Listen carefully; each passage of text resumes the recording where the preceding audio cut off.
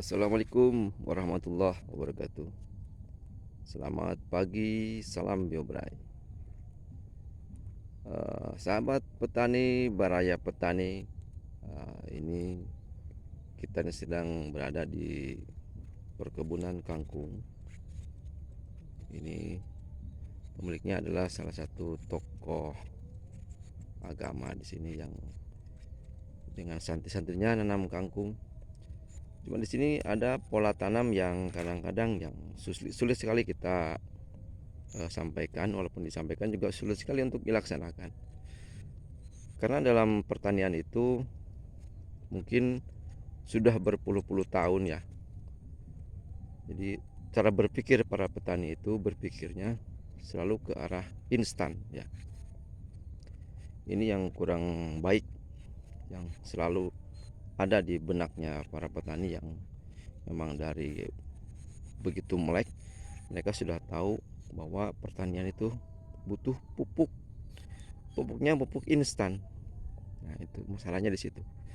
Sementara dalam tanaman itu banyak yang dibutuhkan, bukan hanya pupuk instan saja. Ini yang terjadi di tanaman kangkung. Ini coba lihat. Ini bercak-bercak kuning ini. Oh.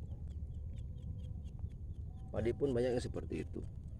Ini masalahnya sebetulnya karena nutrisi dalam tanahnya ini udah habis. Ya.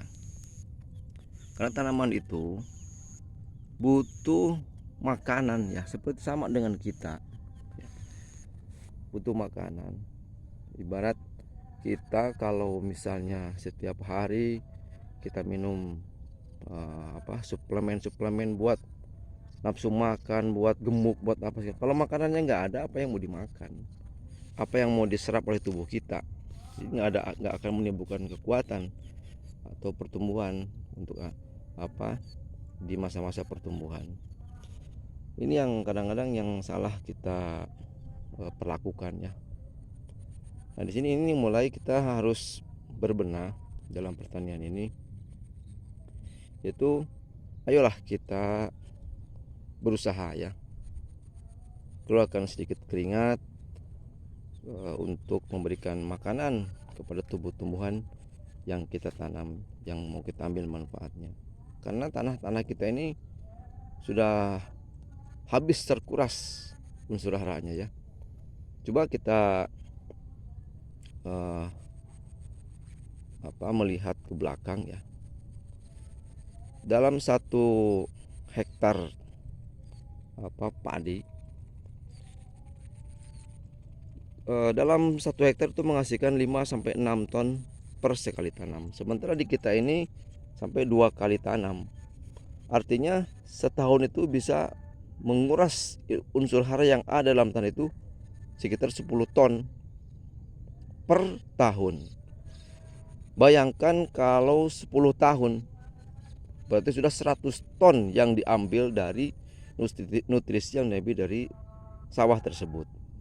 Nah, sementara pupuk yang kita kasihkan ke dalam tanah itu, makanan-makanan untuk tanah ya, hanya berapa, mungkin dengan NPK, dengan pupuk-pupuk sintetis segala macam itu hanya berapa karung saja, gak nyampe habis sampai padi terangkat 100 ton selama 10 tahun berarti menghabiskan pupuk 100 ton. Enggak seperti itu. Artinya banyak unsur-unsur hara dalam tanah ini udah habis ya. Sehingga tanaman padi itu tidak maksimal. Kemudian juga bakteri-bakteri pengurai dalam tanah itu pada mati. Untuk itu ya, ayo kita berbenah dalam pertanian ini. Kita berpikir kalau kangkung atau padi segala macam kuning-kuning kena penyakit, selalu seperti itu, kena penyakit. Padahal bukan kena penyakit, ini nggak ada makanan dalam tanah, itu permasalahannya. Untuk itu ayolah kita berusaha, kita semangat untuk membenahi tanah kita ini dengan pola tanam yang organik ya. Banyak sekali unsur-unsur makanan yang ada di Indonesia ini, banyak sekali ya. Kalau kita lihat ya tuh, kalau kita cerita Korea ya, Korea. Semua yang kelihatan hijau di hutan, di kebun segala macam, itu semua ya urea ya itu ini bilang urea urea ya itu. Ya, ini bahasa kita singkatnya aja ya. Si unsur-unsur nitrogen itu banyak di situ sebetulnya. Ya, unsur natrium banyak di situ. Jadi ayolah kita berbenah. Cuman kita juga harus tahu cara mengolahnya. Ya belajar ya. Semua apapun tanpa belajar itu tidak jadi manfaatnya. Harus dengan ilmu. Semua harus dengan ilmu. Tanpa ilmu kita nggak jadi. Nah, bagaimana pengolahan tanah yang harus kita perlakukan? Ya, rekayasa tanah yang kita lakukan itu harus sesuai dengan kebutuhan tanaman yang kita tanam, gitu. Kalau misalnya sawah atau padi, bagaimana mereka butuh makanan di masa pertumbuhan, bagaimana butuh makanan di masa pembuahan, supaya hasilnya maksimal gitu. Ini yang salah sering kita lakukan ya. Sehingga menyalahkan bahwa nyalahkan hujan. Wah, karena hujan terus ininya jadi rontok. Padahal masa hujan itu membuat tanaman jadi hancur? Lucu. Udah jelas-jelas dalam agama kita, agama Islam, bahwa hujan itu adalah anugerah ya. Hujan itu adalah membuat kesuburan. Itu udah jelas seperti itu. Kenapa kok bisa jadi tidak subur? Ya salah yang kita yang salah. Yang merusak kita sendiri. Karena kita tidak mau mengeluarkan keringat buat mengolah tanah. Karena dalam pengolahan tanah itu butuh tenaga, butuh kemauan, butuh ketelatenan ya. Ayo kita pelajari sama-sama. Banyak sekali bahan-bahan pupuk yang ada di sekitar kita. Bahkan kalau kita tanam di kebun 1 hektar, dalam 1 hektar itu nggak butuh kita pupuk dari luar, semua di dalam ada. Kalau kita mengolahnya dengan baik, kita mengolahnya dengan cara yang telaten, semua ada di situ. Ya, jadi saya mengajak kepada petani-petani organik, ayo kita bertani yang baik dengan cara pengolahan tanah yang baik ya. Kita menanam apa, sesuaikan kebutuhannya apa. Sebelum kita bertanam kita belajar dulu ya. Itu yang paling baik.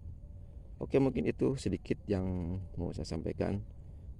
Saya memberikan solusi juga untuk nutrisi tanaman BioBray ini bisa dipakai untuk pengolahan tanah ya, karena di situ ada bakteri-bakteri pengurai, ada jamur-jamur untuk melawan jamur-jamur jahat, ada bakteri untuk melawan bakteri jahat, jamur pengurai dan lain sebagainya. Nah, dengan cara pengolahan yang baik, ayo para pecinta tanaman, karena manusia ini selama hidup pasti butuh makan ya, dan karena makanan terbesar adalah hasil bumi, yaitu hasil tanaman, juga hasil air gitu. Hasil bumi ya, ada hasil air, ikan dan sebagainya, ada hasil dari tanah, tumbuh-tumbuhan yaitu seperti padi, beras ya. Itu semua kita makan tiap hari, sementara kita sendiri lupa apa yang kita dapatkan itu dari mana, dari tanah. Sementara tanah yang kita manfaatkan kita perlakukan dengan tidak baik, itu salah besar. Jadi kesalahannya ada di kita sendiri. Ayo kita semangat bertani organik, kita manfaatkan semua bahan-bahan nutrisi tanaman yang ada di sekitar kita. Bagaimana caranya? Bisa komentar di kolom komen ini ya. Silakan, nanti saya jawab semuanya, saya kasih tahu caranya. Oke, demikian, terima kasih, salam BioBray. Assalamualaikum warahmatullahi wabarakatuh.